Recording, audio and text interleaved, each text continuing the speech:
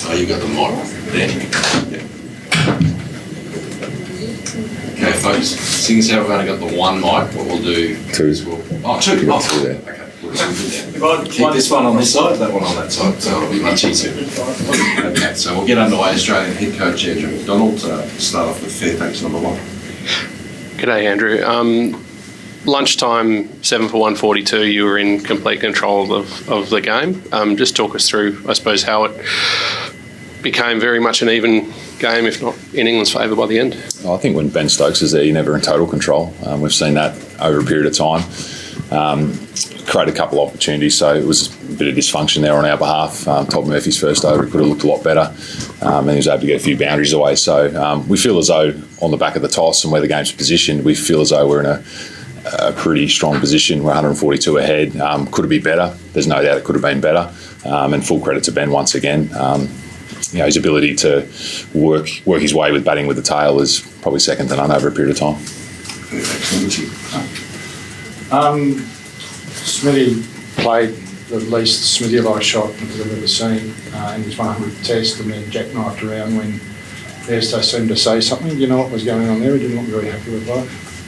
No, I didn't notice that he snapped back around, so I haven't seen that. So in terms of the shot, I think it's been a high pressurised series, and there's been errors on both batting departments. So that's going to happen. The games have ebbed and flowed, and it's stayed in the balance. So whenever it's high pressure, there's always going to be errors, and that was what happened with Steve. Andrew, what impact has Mark Wood had on your batters in this game, and those errors you sort of spoke about, maybe the 2 wickets for Moeen today, was that caused a bit by the pressure that Mark's able to create? I think with any bowling unit, the way they operate together creates pressure from both ends, and I thought we were able to do that well this morning on our behalf. I thought Pat Cummins was outstanding, 6 for, I think it's his 9th 5-wicket haul in Test cricket. So, I think any time a group of bowlers operates that way, Mark Wood with extreme pace definitely changes the dynamic of their attack. And I think the same can be said for us with Mitch Starc. Andrew, Travis Head and Mitchell Marsh were in Smith's position just yesterday. They played differently, different conditions. Just your take on how they've gone so far, and what do you expect from them tomorrow morning with the rain around? Yeah, I think the wicket slowed up a fraction as well. I think the pace, just sort of in that good length area, has made it hard to score. And I think England bowled incredibly well, and they were able to control the run rate. They were very straight, they were very disciplined, and that's what we tend to expect from the English bowling attack. Stuart Broad outstanding again, got the early breakthrough. So I think it's probably more a reflection on the surface that it is just starting to slow up a little. We're seeing it take a little bit of turn as well. So with the rain around tomorrow, who knows? It may start swinging a little bit more, and we'll assess that. But and it's also the situation of the game. Close to the close, you play slightly differently to navigate your way through those situations. On the right. Andrew, I just wanted to ask about how you thought Todd Murphy went against Ben Stokes. It kind of looked like he, Stokes got a hold of him a couple of times. Then some of the senior players kind of spoke to him and maybe settled him down. Like, what did you kind of make of how he worked his way through a pretty tough thing, right?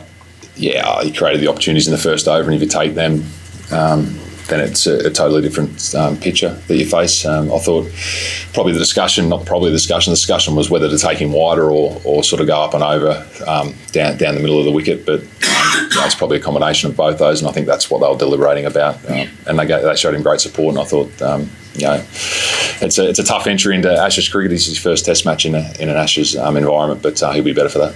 And just his composure, Todd, overall, no kind of doubts that I know he's played 4 tests against India, but the sole spinner, bowling to Ben Stokes, no doubts that he could kind of handle that. We threw in the ball. I think that speaks everything to it. See him right at the back. Hey Andrew, could I just get your thoughts on how you think your team is placed to claim victory in this test? Sorry? How do you think? How we're placed? Yeah, how do you feel the game's unfolding? How I well think it's placed? like the first two test matches. It's what happens next, who knows? I think it's 50-50. And as I said, on the back of losing the toss, we would have bowled first as well. To be in a position at 50-50 at the end of day two, I think speaks volume to this group, and we feel as though we got on the wrong side of a couple of tosses and worked our way into games, and this is no different. And 142 ahead, we've got them on the board at the moment. Andrew, I guess we don't see it much because bowlers aren't captaining much, but the sort of battle between the two captains is pretty much head-to-head here the last couple of tests. I was wondering what you've made of that and how you think it's panning out. I'd love to be a spectator and not a coach because I'd be able to appreciate it a little bit more, but no, it's got everyone on the edge of their seats. I think Ben Stokes is an incredible leader, and I think we've got an incredible one in Pat Cummins as well. We're going to have to work out a way to navigate through Ben Stokes in the second innings, and Pat today was outstanding. So, yeah, that one-on-one showdown I think is a must-watch. Just behind you. Last one, Bowlers. Andrew, just David Warner. Obviously, reasonable tour today, but a couple of low scores here. Is the Stuart Broad thing, or just generally his form, a concern for the rest of the series? I think when you got an opening bowler bowling to an opening batsman, they're more likely to get them out with a new ball, aren't they, at times? I think the 3 50-plus run partnerships that Usman and Dave have put on in the series have been telling and had great impact. So, yeah, not here to discuss David Warner at this stage. Last one down here, Dara, about the mic down. Okay. Just one on the, I suppose, quite a different surface here to Lords, and obviously, the ball sort of short ball attack was used quite a lot at Lords. Just to explain, I guess, doing that immediately after lunch rather than, I guess, mixing it up a little bit more in terms of conventional modes of dismissal? Yeah, I think we made a commitment once the ball went to the softer side. We didn't want to waste the harder ball when there was enough there, but we shifted from that, clearly. Brought about the downfall of Moen. So, it's always the risk of the scoreboard may run. And I think this wicket's a little bit truer as well, so we haven't seen as much impact with the short ball, and I think that's probably the difference. And even we saw out there tonight, the way that we were able to navigate through the short ball challenge was slightly different to Lords. I think the Lords surface was a bit tricky in terms of being a little bit too paced and a bit of variable bounce. This one's a lot truer. Last one, sorry. And the game has moved on quite a bit in the first 2 days. But looking at the weather around for the rest of this test match and Australia being 2-0 ahead in this series, do you think pressure will be on England to make things happen in this test match? I think there'll be enough time. I haven't looked at the next 3 days, but I think there'll be enough time how accelerated the game is at the moment. But yeah, I think there's pressure on both teams. 2-0 up, it's a good position to be in, but you want to win this test match to make it 3-0. So. Awesome. Thank